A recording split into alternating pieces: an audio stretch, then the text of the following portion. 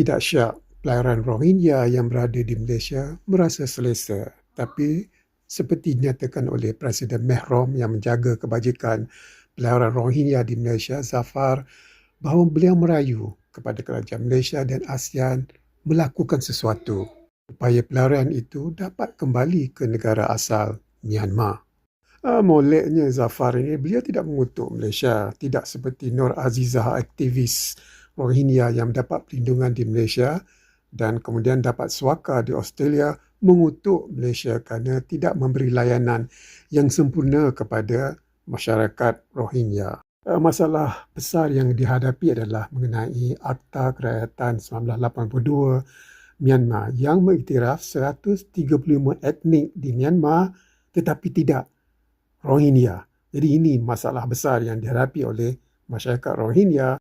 Maksudnya kerajaan Myanmar tidak mengiktiraf Rohingya itu sebagai rakyat mereka, termasuklah kerajaan Aung San Suu Kyi sebelum ini. Dan Malaysia dianggap negara pertama ASEAN yang mencampuri urusan dalaman ahli ASEAN apabila Perdana Menteri pada ketika itu, Datuk Seri Najib Razak, mengkritik Aung San Suu Kyi layanan terhadap Rohingya yang bagaikan genosid.